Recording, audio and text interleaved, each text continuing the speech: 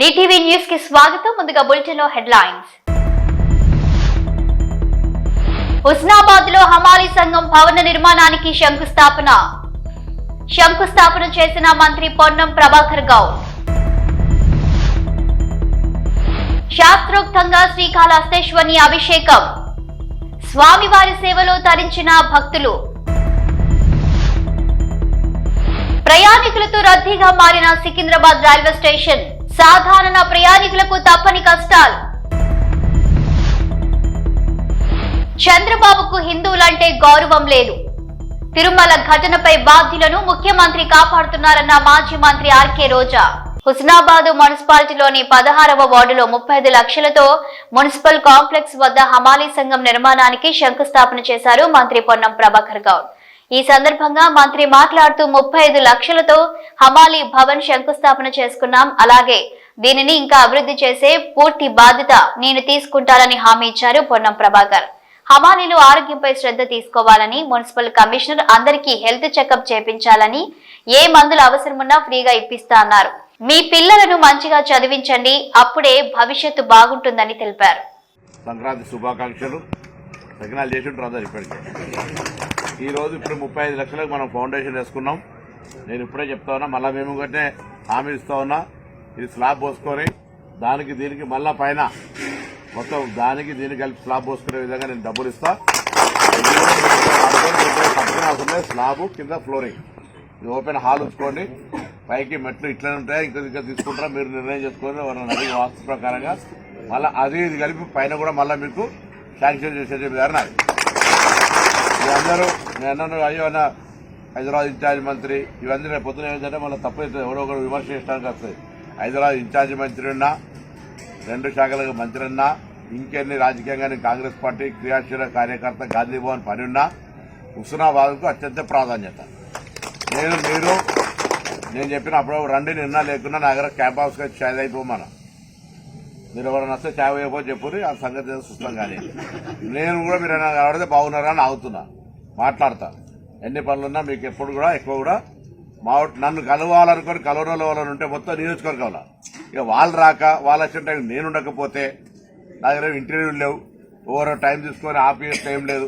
ఎవరైనా స్వేచ్ఛగా కలిసే అవకాశం ఉంది. సపోజ్ ఒక గంటలో 50 మందిని కలుస్తాను అనుకో, 200 మంది వస్తే చాలు, స్పీడ్ అయితే ఫటాఫట్ అంతే. తప్ప నేను పట్టుకున్నప్పుడు కూర్చొని చాలా మంచిగా మాట్లాడుతూ అట్లేం ఇష్యూ లేదు. నేను మళ్ళీ కూడా కోరుతున్నా మీ అందరు ఫస్ట్ మీ అందరికీ నేను అటు మున్సిపల్ కార్మికులకు కూడా చెప్పిన, మీరు ఎందుకంటే కష్టపట్టండు, మీకు అసలు అనారోగ్యం అనేది కానే కావద్దు. అట్లా కొంత చెప్పి రాదు కాబట్టి కొంత మీరు ఆరోగ్య పరీక్ష చేసుకుంటే ముఖ్యంగా ఏమైందంటే మనం తినకుండానే ఇళ్ళ ఉప్పు తింటాం. ఉప్పు తినడం వల్ల, ఎక్కువ తినడం వల్ల, నూనె తినడం వల్ల కొద్దిగా హార్ట్ అటాక్ ఉన్న కొంత అనారోగ్యం అవుతుంది. కొంత అప్పుడప్పుడు చెక్ చేసుకోండి, ఆరోగ్యం కొంచెం ఆరోగ్యం చెక్ చేసుకోండి. అది కూడా నేను వాళ్ళకి చెప్పిన గవర్నమెంట్ హాస్పిటల్లో ఫ్రీగానే చెక్ చేసుకోండి. చేసుకుంటే అది మళ్ళీ ఎప్పుడైనా వింటారు. దయచేసి నేను సారన్నకు చెప్తున్నా, రాజమౌళికి చెప్తున్నా, సారన్నకు రాజమౌళికి ఇద్దరికి చెప్తున్నా, మీ అందరినీ కూడా ఆరోగ్యం చెక్ చేయించండి. నేను మున్సిపల్ కమిషనర్ గారు కూడా చెప్పిన, కంపల్సరీగా మున్సిపల్ ఎంప్లాయీస్ కూడా ఆరోగ్యం ఫ్రీగా చెక్ చేయించండి. మీ అందరికీ ఏమైనా గోళీలు గిల్లు అవసరం కూడా ఫ్రీగా ఇప్పిస్తాం. ఆరోగ్యం ఉంటేనే పని చేయగలుగుతారు. మీరు మీకు ఇబ్బంది అయితే ఇల్లు కుటుంబానికి సంబంధించిన ఇబ్బంది అవుతుంది. ప్లస్ రెండో పని చెప్పారు. ఏం పని చెప్పారు చెప్పండి. మీ అందరు ఫస్ట్ రోజు నుంచి ఒక పని చెప్తారు. ఏం పని? ఎవరన్నా ఆలోచన అంటే చెప్పారు కూడా. ఇన్సూరెన్స్ మీ పిల్లల్ని చదివిపోయని చెప్పినా చెప్పలే మర్చిపోయారు. మరి పిల్లలు కూడా కష్టపడి చదివిపోయండి. గురుకులాలని గురుకులాల్లో ఏదాసుకుంటే చెప్పారు. అడ్మిషన్లు ఇప్పించే బాధ్యత నాది. ఎక్కడైనా రాష్ట్రంలో ఎక్కడంటే అక్కడ పోయి చదువుకోవచ్చు. దూరం ఉండి మంచిగా దూరం ఉన్నారని విధంగా గురుకులాల్లో 40% మెచ్చార్జీలు పెంచడం, పిల్లలు చదువుకోవచ్చు. కాబట్టి దయచేసి మీ అందరికీ మరొకసారి ఈ తొందరగా పని షురూ చేసేది. ఎవరు తీసుకున్నారు కాంటాక్ట్ అన్న అదా కూర్చోమని విశ్లేషణ చెప్పి దాన్ని కూడా ఫటాఫట్ చేసేస్తారు. లాభం ఎంత అవుతుంది రేపు ప్రయత్నం చేసి హ్యాపీ సంక్రాంతి. శ్రీకాళహస్తి ఆలయంలో శనీశ్వర ఆలయంలో శాస్త్రయుక్తంగా అభిషేకం నిర్వహించారు. శ్రీకాళహస్తీశ్వర ఆలయంలో ధనుర్మాసం పురస్కరించుకొని శనీశ్వరునికి విశేష అభిషేక సేవలు చేపట్టారు. వివిధ ప్రాంతాల నుంచి వచ్చిన భక్తులు శనీశ్వరుని అనుగ్రహం కోసం శనీశ్వరు నుండి విముక్తి కోసం పూజలు జరిపారు. ప్రయాణికులతో రద్దీగా మారిన సికింద్రాబాద్ రైల్వే స్టేషన్ ప్రయాణికులతో కిటకిటలాడుతుంది. సంక్రాంతి పండుగ సందర్భంగా తమ సొంత ఊర్లకు బయలుదేరారు ప్రయాణికులు. రైల్ ఫుట్బోర్డుపై వేలాడుతూ ప్రమాదకరంగా ప్రయాణం చేస్తున్నారు ప్రయాణికులు. ప్రయాణికులకు ఇబ్బందులు కలగకుండా రైల్వే పోలీసులు పర్యవేక్షిస్తున్నారు.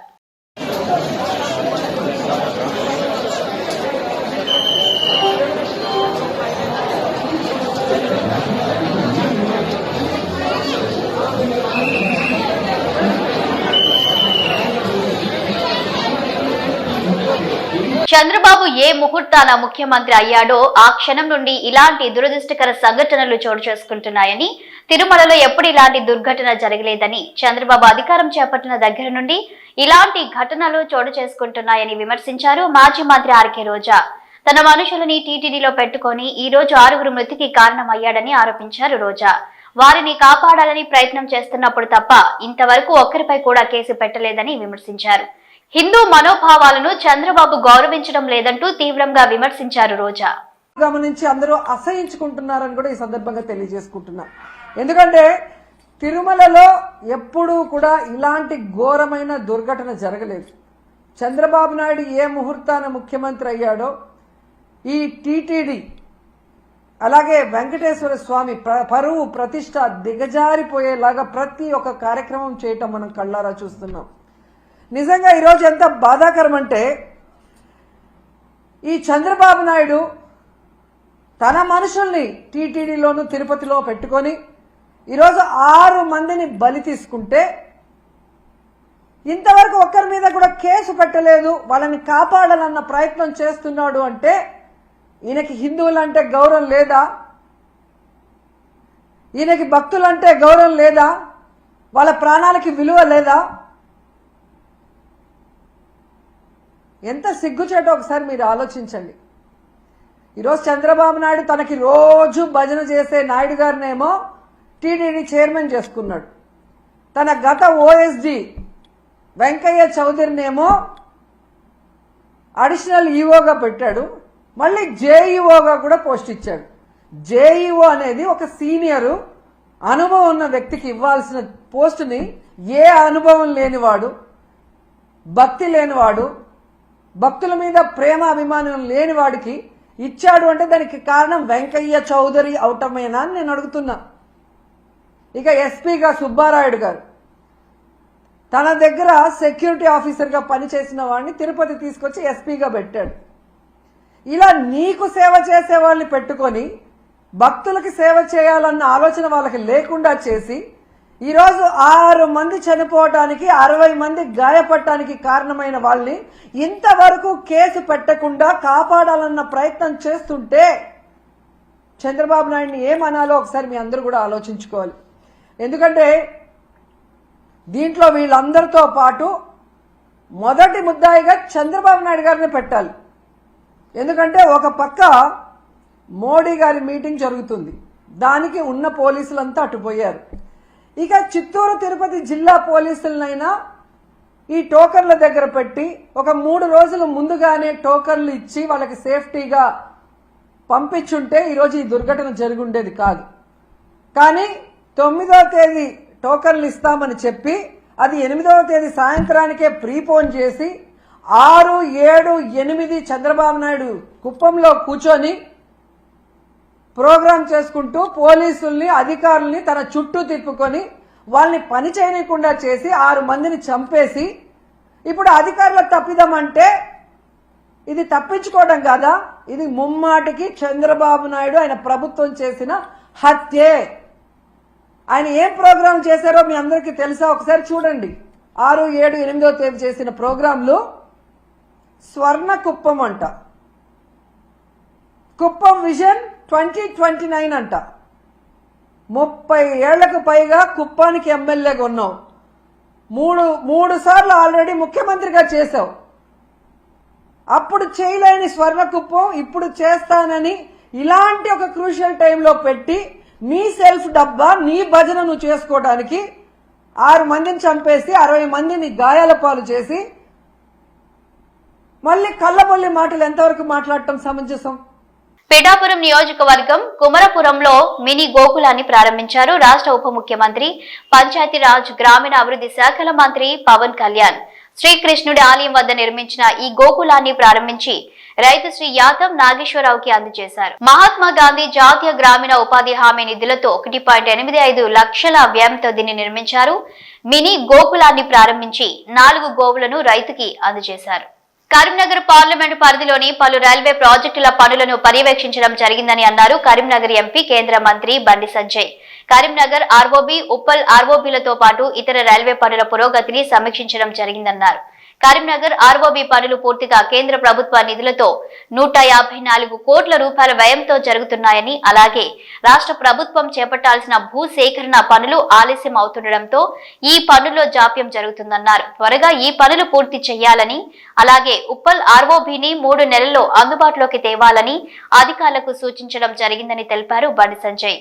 కరీంనగర్ ఆర్ఓబి మొదట రాష్ట్ర ప్రభుత్వానికి యొక్క వాటా 80 కోట్లు, కేంద్ర ప్రభుత్వం వాటా 20 కోట్ల రూపాయలతోని ఈ కరీంనగర్ తీగలపల్లి ఆర్ఓబి నిర్మాణాన్ని ప్రారంభించినాం. చాలా మంది ప్రజలు ఇబ్బంది పడుతున్నారు. ఆర్ఓబి లేకపోవడం వలన రైలు గేటు పట్టపడాల ఇబ్బంది వస్తుందని చెప్పి బాధను గుర్తించిన తర్వాత కేంద్ర ప్రభుత్వం స్పందించి ఆర్ఓబికి ఆమోదం తెలిపింది. 20 కోట్ల రూపాయలను వెంటనే విడుదల చేయడం జరిగింది. దురదృష్టవశాత్తు అప్పుడున్న ప్రభుత్వం వాళ్ళు ఇవ్వాల్సినటువంటి 80 కోట్ల రూపాయలను ఇవ్వకపోవడం వలన ఆ పనులు మొత్తం ఆర్ఓబి మొత్తం పెండింగ్ లో ఉండే. ఇటువంటి పరిస్థితుల్లో ప్రజలు పడుతున్న ఇబ్బంది దృష్టిలో ఉంచుకొని కేంద్ర ప్రభుత్వం సేతు బంధన్ స్కీమ్ ను కొత్తగా ప్రారంభించింది. కాబట్టి ఈ సేతు బంధన్ స్కీమ్ యొక్క ముఖ్య ఉద్దేశం ఏంటంటే పూర్తి 100% నిధులు కేంద్ర ప్రభుత్వమే విడుదల చేస్తుంది. కాబట్టి అప్పుడు మంత్రి గారిని నితిన్ గడ్కరీ గారిని రిక్వెస్ట్ చేసిన తర్వాత రాష్ట్ర ప్రభుత్వం సహకరిస్తలేదు, రాష్ట్ర ప్రభుత్వం ఇవ్వాల్సినటువంటి వాటా ఇస్తలేదు. కాబట్టి ప్రజలు ఇబ్బందులు తెలిపిన తర్వాత వారు దానికి అంగీకరించి కరీంనగర్ తీవ్రపల్లి అని చెప్పి ఆర్ఓబి కూడా సేతు బంధన్ స్కీమ్ లో యాడ్ చేయడం వలన 154 కోట్ల రూపాయలు కేంద్రమే 100% నిధులు విడుదల చేసింది. అందుకే పనులు నడుస్తా ఉన్నాయి. ఇక్కడ ఇబ్బంది గానీ కొత్తపల్లి మనోహరాబాద్ లైన్ లేట్ కావడానికి ఇబ్బంది ఏంటంటే ల్యాండ్ అక్విజిషన్ భూ సేకరణ విషయంలో చాలా ఇబ్బందులు రావడం వలన దానికి రాష్ట్ర ప్రభుత్వం సహకరించకపోవడం వలన ఏ ప్రభుత్వం ఉన్నా సహకరించకపోవడం వలన ఇబ్బందులు వస్తా ఉన్నాయి. కానీ ఎందుకు లేట్ అవుతుంది ఇంకా పనులు అయితే లేవు అని చెప్తే రాష్ట్ర ప్రభుత్వాలు సహకరించాలి. కేంద్ర ప్రభుత్వం చేసే అభివృద్ధి పనులకు రాష్ట్ర ప్రభుత్వాలు సహకరిస్తే పనులు చక్కచక్క సాగితే ప్రజలకు ఇబ్బందులు గురగారు. కానీ భూ సేకరణ విషయంలో ఏ ప్రాజెక్ట్ వచ్చినా కూడా రాష్ట్ర ప్రభుత్వాలు భూ సేకరణ విషయంలో సహకరిస్తారు. భూ సేకరణ చేసేది రాష్ట్ర ప్రభుత్వాలే. ఇక్కడ ఆర్ఓబి కూడా భూ సేకరణ సంబంధించి ఇబ్బందులు రావడం వలన ఇలా ఆర్ఓబి పనులు కొంచెం లేట్ గా నడుస్తున్న విషయం వాస్తవం. ఇంకా 6 months లోపల ఈ 154 కోట్ల రూపాయలతో ప్రారంభించినటువంటి ఆర్ఓబిని 1 side ల్యాండ్ క్లియర్ చేసే ప్రయత్నం చేస్తున్నాం. 6 నెలల లోపల ప్రజలకు ఎలాంటి ఇబ్బంది కాకుండా, ట్రాఫిక్ ఇబ్బంది కాకుండా 1 side ల్యాండ్ అనేది పూర్తి చేస్తాం. ఆర్ఓబి ప్రజలు సులువుగా పోయడానికి వీలుగా. మళ్ళీ దాని తర్వాత ఇంకో 6 months లోపల మిగతా సెకండ్ లైన్ కూడా పూర్తి చేసే ప్రయత్నం చేస్తాం. బట్ అక్కడ ఆ తార్ రోడ్ సంబంధించి ఇప్పుడు ప్రజలు ఇబ్బంది పడుతున్నారు కాబట్టి అప్పుడు రాష్ట్ర ప్రభుత్వంతో మాట్లాడి 36 లక్షల రూపాయలను మనం శాంక్షన్ చేయించడం జరిగింది. ఆ 36 లక్షల రూపాయలతో వెంటనే రోడ్డు నిర్మాణం కూడా పూర్తి అయిపోయింది. కానీ ప్రజలకు ఎలాంటి ఇబ్బంది కాకుండా. ఉప్పల్ సంబంధించి ఆర్ఓబి విషయంలో ఆలస్యమైన విషయం వాస్తవం. నేను గతంలో కూడా ఉప్పల్ దానికి సంబంధించి 54 కోట్ల రూపాయలతో ఆర్ఓబి ప్రారంభించడం 2016లో ప్రారంభించడం 2019 క్లియర్ కావాలి పని. కానీ ఇప్పుడు కూడా పనులు ఇంకా నడుస్తూ ఉన్నాయి. మధ్యలో పనులు ఆపేశారు. నేను ఎన్నికలకు ముందు రివ్యూ చేసిన తర్వాత అప్పుడు తిరిగి పనులు ప్రారంభమైనాయి. కాబట్టి ప్రజల ఇబ్బంది దృష్టిలో ఉంచుకొని దాని మీద సీరియస్ గా రివ్యూ చేయడం జరిగింది. వాళ్ళ ఉప్పల్ ఆర్ఓబికి సంబంధించి అధికారులను కూడా ఆదేశించడం జరిగింది. 54 కోట్లతో ఉన్నటువంటి ఉప్పల్ ఆర్ఓబి కూడా పూర్తి చేస్తామని చెప్పి అధికారులు హామీ ఇవ్వడం జరిగింది. కాబట్టి 6 నెలల లోపల ఉప్పల్ ఆర్ఓబి కూడా పూర్తి చేస్తాం. సంక్రాంతి రద్దీని సొమ్ము చేసుకుంటున్న ప్రైవేటు ట్రావెల్స్ పై విశాఖ ఆర్టీఏ అధికారులు కొరడా జల్పించారు. తనిఖీల్లో అధిక ఛార్జీలు, ఓవర్లోడింగ్ చేసిన 5 ట్రావెల్ కంపెనీలపై జరిమానా వేసి కేసులు నమోదు చేశారు.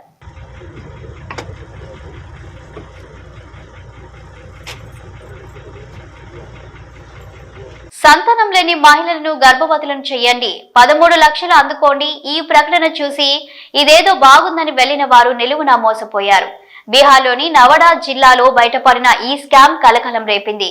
All India pregnant job service, play boy service పేరిట ముఠా ఒకటి ఫేస్బుక్ లో ప్రకటనలు ఇచ్చింది. సంతానానికి నోచుకోని మహిళలను గర్భవతులను చేస్తే 13 లక్షలు పొందవచ్చని ఊరించింది. అంతేకాదు గర్భవతులను చేయడంలో విఫలమైన 5 లక్షల రూపాయల వరకు పొందవచ్చని పేర్కొంది. అంతే, ఈ ప్రకటన చూసిన వారు ఇదేదో బాగుందని పోలోమంటూ ఆ సంస్థను ఆశ్రయించారు. అలా వచ్చిన వారి నుంచి పాన్ కార్డ్, ఆధార్ కార్డ్ తో పాటు ఇతర వివరాలను నిందితులు సేకరించారు. రిజిస్ట్రేషన్ ఫీజు కింద 799 రూపాయల చొప్పున వసూలు చేశారు. అనంతరం రిజిస్ట్రేషన్, హోటల్ గదుల బుకింగ్స్ పేరిట డబ్బులు వసూలు చేశారు. అలాగే సెక్యూరిటీ డిపాజిట్ కింద 20,000 వరకు వసూలు చేశారు.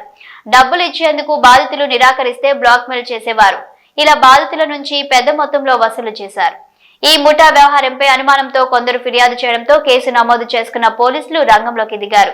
నిందితులు ప్రిన్స్ రాజ్, బోలా కుమార్, రాహుల్ కుమార్ సహా 8 మందిని అరెస్టు చేశారు.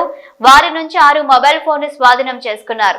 వాటిలో కస్టమర్ల ఫోటోలు, WhatsApp chatting, audio recording, bank లావాదేవీలను గుర్తించారు. ప్రస్తుతం పోలీసులు ఈ కేసును లోతుగా దర్యాప్తు చేస్తున్నారు. మచిలీపట్నం ప్రభుత్వ ఆసుపత్రిలో ఏర్పాటు చేసిన నూతన వైద్య పరికరాలు, అల్ట్రాసౌండ్ స్కానింగ్ రూమ్, సిఆర్మ్ ఆర్థోస్కోప్ రూమ్ ని ప్రారంభించారు మంత్రి కొల్లు రవీంద్ర. అలాగే కొల్లు ఫౌండేషన్ ద్వారా స్ట్రెచర్స్ ని ఆసుపత్రికి అందించి పేదలకు మెరుగైన వైద్యం అందించాలని వ్యాధులకు సూచించారు మంత్రి. హిందూపురం పట్టణంలోని ఎన్టీఆర్ సర్కిల్ నుండి ఎంఆర్ఓ కార్యాలయం వరకు సిపిఐ ఆధ్వర్యంలో పేదలకు ఇంటి పట్టాలు మంజూరు చేయాలని కోరుతూ రాష్ట్ర సమితి పిలుపు మేరకు ర్యాలీ నిర్వహించారు. అనంతరం హిందూపూర్ తహసీల్దార్ కార్యాలయం ముందు ధర్నా చేపట్టడం జరిగింది. ఈ ధర్నా సందర్భంగా సిపిఐ హిందూపురం తాలూకా కార్యదర్శి కనిశెట్టిపల్లి వినోద్ కుమార్ మాట్లాడుతూ పేదలకు గ్రామీణ ప్రాంతాల్లో 3 సెంట్లు, పట్టణాల్లో 2 సెంట్లు స్థలాలు కేటాయించి ప్రభుత్వమే 5 లక్షల రూపాయలు ఇంటి నిర్మాణానికి అందించాలని విజ్ఞప్తి చేశారు. అనంతరం సీనియర్ అసిస్టెంట్ ఈశ్వరయ్యకు వినతి పత్రం అందించడం జరిగింది.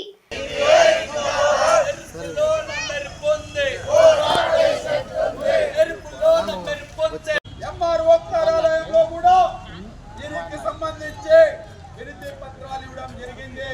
కలెక్టర్ కార్యాలయంలో కూడా వినతి పత్రాలు అందించడం జరిగింది. ఈ రోజు రాష్ట్ర వ్యాప్తంగా భారత కమ్యూనిస్ట్ పార్టీ సిపిఐ రాష్ట్ర సమితి పిలుపులో భాగంగా హిందూపురం తహసీల్దార్ కార్యాలయం ముందు పేదలందరితో కలిసి పేదలందరికీ రాష్ట్ర ప్రభుత్వం 2 సెంట్లు చెప్పున పట్టణాల్లో, గ్రామీణ ప్రాంతాల్లో 3 సెంట్లు చెప్పున ఇళ్ల స్థలాలు ఇవ్వాలని చెప్పి, అలాగే ఇండ్ల నిర్మాణానికి రాష్ట్ర ప్రభుత్వం 5 లక్షల రూపాయలు పేదలకి మంజూరు చేసి పేదవానికి ఇల్లు అనేది నిర్మించడానికి ఈ సౌకర్యాలు కల్పించాలని చెప్పి భారత కమ్యూనిస్ట్ పార్టీ సిపిఐ పేదల పక్షాన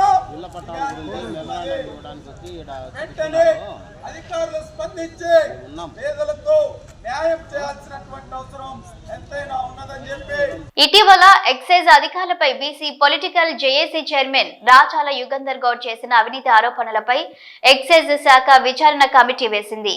joint director Shashidhar Reddy, assistant secretary Nagalakshmi నేతృత్వంలో జరిగిన విచారణకు రాచాల యుగంధర్ గౌడ్ హాజరయ్యారు.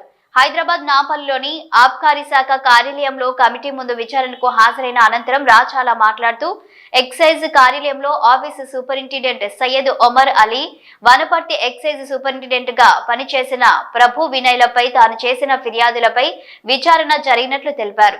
తాము చేసిన ఫిర్యాదులపై ఆధారాలతో సహా కమిటీకి అందజేసినట్లు వివరించారు. 20 ఏళ్లకు పైగా ఒకే చోట విధులు నిర్వహిస్తూ office superintendent Syed Omar Ali seniority లిస్టులో తనకు అనుకూలంగా ఉన్నవారి పేర్లను సిఫార్సు చేస్తూ అక్రమాలకు పాల్పడుతున్నారని రాచాల ఆరోపించారు. అలాగే ఇటీవలే సస్పెండ్ అయిన Wanaparthy excise superintendent Prabhu Vinay date of birth ను 1964 బదులు 1969 మార్చుకొని ప్రభుత్వాన్ని తప్పుదోవ పట్టిస్తున్నారని తెలిపారు. అవినీతి అధికారులపై చట్టపరమైన చర్యలు తీసుకుని ఎక్సైజ్ శాఖను ప్రక్షాళన చేయాలని రాచాల ప్రభుత్వాన్ని విజ్ఞప్తి చేశారు.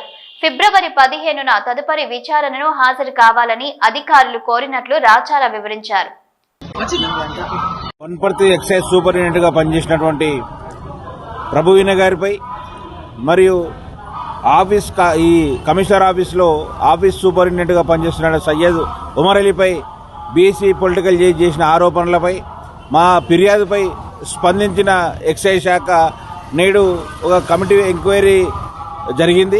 శశిధర్ రెడ్డి గారు జాయింట్ డైరెక్టర్, మరి అడిషనల్ అసిస్టెంట్ సెక్రటరీ నాగలక్ష్మి గారి ఆధ్వర్యంలో మేము కూడా విచారణకు రమ్మని మాకు ఈరోజు నోటీస్ ఇస్తే మేము కూడా రావడం జరిగింది.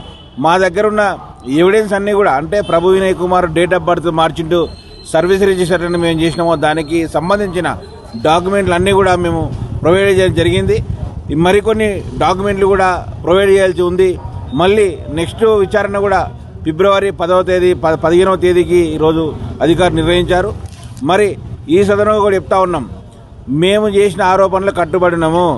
సయ్యద్ ఒమర్ అలీ గారు సత్యహరిచంద్రలాగా చెప్పిన ఇన్ని రోజులు మరి నీ భాగవతం అంతా తెలుస్తూ ఉంది. ఈరోజు నీవు ఆఫీస్ జిల్లా కేడర్లో పనిచేసినటువంటి నీవు హెచ్ఓడికి ఎట్లా వస్తావు? అందరికి సంబంధం లేకుండా నీవు ఒక్కడో ఎట్లా వస్తావు హెచ్ఓడికి? అదేవిధంగా నీ కమ్యూనిటీకి హైదరాబాద్ చుట్టుపక్కల పోస్టింగ్లు వేసుకున్న విషయం అందరికీ తెలిసిందే.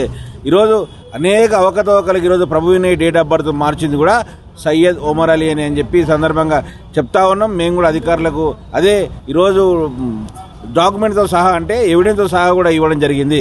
కాబట్టి వెంటనే మా ఫిర్యాదుకు స్పందించిన ఎక్సైజ్ శాఖ అధికారులు డైరెక్టర్ గారు వెంటనే ఈ యొక్క విచారణకు ఆదేశించి చేయడం నిజంగా ఇది శుభపరిణామం. వీలైనంత తొందరగా అతనిపై చర్యలు తీసుకోవాలని చెప్పి మేము మరొకసారి డైరెక్టర్ గారికి విజ్ఞప్తి చేస్తా ఉన్నాం. కాంగ్రెస్ పార్టీ ఎన్నికల ముందు రైతులకు ప్రజలకు ఇచ్చిన హామీలను వెంటనే అమలు చేయాలని డిమాండ్ చేస్తూ బీజేపీ శ్రేణులు జయశంకర్ భూపాలపల్లి జిల్లా రేగుండ తహసీల్దార్ శ్వేతకు వినతి పత్రం అందజేశారు. మండల కేంద్రంలో బీజేపీ భూపాలపల్లి జిల్లా కిషన్ మోర్చా జిల్లా అధ్యక్షుడు పోలిసాని తిరుపతిరావు ఆధ్వర్యంలో రేగుండ తహసీల్దార్ కార్యాలయానికి రైతుల నాయకులతో తరలి వెళ్లి డిమాండ్లతో కూడిన వినతి పత్రాన్ని అందజేశారు. అనంతరం తిరుపతిరావు మాట్లాడుతూ రైతులకు రైతు బంధు వానకాలం యాసంగి 2 పంటలకు కలుపుకొని ఎన్నికల సమయంలో 15,000 రూపాయలు ఇస్తామని హామీ ఇచ్చిన ముఖ్యమంత్రి రేవంత్ రెడ్డి ఇప్పుడు మాట మారుస్తున్నాడని ఆయన విమర్శించారు. రైతులకు బోనస్ ప్రకటిస్తానని చెప్పి ఇప్పటి వరకు కూడా రైతులకు జమ చేయలేదని, రైతు కూలీలకు కౌలు రైతులకు 12,000 రూపాయలు ఇస్తామని చెప్పి అధికారంలోకి వచ్చి సంవత్సరం అయిపోయినప్పటికీ కూడా వాటి విషయమే మాట్లాడడం లేదని మండిపడ్డారు. కేంద్ర ప్రభుత్వం ప్రవేశపెట్టిన పనులు కూడా రాష్ట్రంలో అమలు చేయడం లేదని రేవంత్ రెడ్డి ప్రభుత్వం రైతులను నట్టేట ముంచిందన్నారు. రైతులకు ఇచ్చిన హామీలను నెరవేర్చాలంటూ లేకుంటే కిసాన్ మోర్చా ఆధ్వర్యంలో కలెక్టర్ కార్యాలయాన్ని ముట్టడిస్తామని తిరుపతిరావు హెచ్చరించారు. కాంగ్రెస్ పార్టీ అధికారంలోకి రావడానికంటే ముందు వరంగల్ డిక్లరేషన్ ద్వారా తెలంగాణ రాష్ట్ర వ్యాప్తంగా ఉండబడినటువంటి రైతులందరికీ కూడా ఏకకాలంలో 2 లక్షల రుణాలను మాఫీ చేస్తానని చెప్పినటువంటి యొక్క రాష్ట్ర ప్రభుత్వము డిసెంబర్ 9వ తారీఖున మొదటి సంతకం పెట్టి రాష్ట్ర వ్యాప్తంగా ఉండబడినటువంటి రైతులందరికీ రుణమాఫీ చేస్తామని చెప్పినటువంటి యొక్క రాష్ట్ర ప్రభుత్వం ఇప్పటి వరకు ఆ యొక్క దాన్ని అమలు చేయడం లోపల రాష్ట్ర ప్రభుత్వం పూర్తిగా వైఫల్యం చెందింది. ఎందుకంటే ఈరోజు అధికారంలోకి వచ్చిన తర్వాత 32 లక్షల మంది అంటే 32,000 కోట్ల రూపాయలు రైతు రుణమాఫీకి అవసరం పడతాయని చెప్పినటువంటి యొక్క రాష్ట్ర ప్రభుత్వం అంటే అధికారిక లెక్కల ప్రకారమే తెలంగాణ రాష్ట్రంలో ఉండబట్టినటువంటి 2 లక్షల బాకీలు బ్యాంకులలో రైతులు కలిగినటువంటి రైతులందరికీ 32,000 కోట్ల బడ్జెట్ అవసరం పడుతుంది. తప్పకుండా మేము రాష్ట్ర ప్రభుత్వం మేము దీన్ని అమలు చేస్తామని చెప్పినటువంటి రాష్ట్ర ముఖ్యమంత్రి ఇప్పటి వరకు 2 లక్షల పైన ఉండబడినటువంటి ఏ ఒక్క రైతుకు కూడా 2 లక్షల లోపు 2 లక్షల రుణ బాకీ ఉండబడినటువంటి రైతుకు కూడా ఇప్పటి వరకు ఈ యొక్క రాష్ట్ర ప్రభుత్వం ఆ యొక్క రుణమాఫీని అమలు చేయలేదు.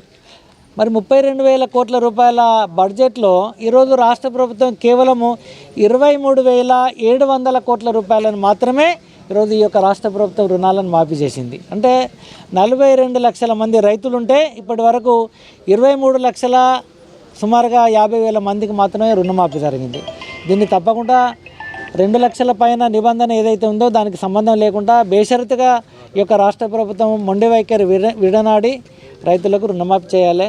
ఆ తర్వాత వాళ్ళు ఇచ్చినటువంటి మేనిఫెస్టోలో పెట్టినటువంటి 7,500 రూపాయల రైతు భరోసా ఏదైతే ఉందో దాన్ని బేషరతుగా మీరిచ్చినటువంటి మాట ప్రకారం దీన్ని అమలు చేయాలి. ఎందుకంటే గతంలో ఒక 2 దఫాలుగా ఇవ్వాల్సినటువంటి రైతు భరోసా ఏదైతే ఉందో ఆ యొక్క రైతు భరోసా నిధులు ఇప్పటికే సుమారుగా అంటే 20,000 రూపాయల పైన ఇవ్వాల్సినటువంటి రైతు భరోసా ఏదైతే ఉందో దాని యొక్క మీ యొక్క రాష్ట్ర మొండి ప్రభుత్వము రైతులకు మోసం చేసినటువంటి పరిస్థితి. ఈరోజు మీరు ఇచ్చినటువంటి హామీలను అమలు చేయమని మేము డిమాండ్ చేస్తూ ఉన్నాం. తప్పకుండా 7,500 రూపాయలు అమలు చేయాల్సిందే.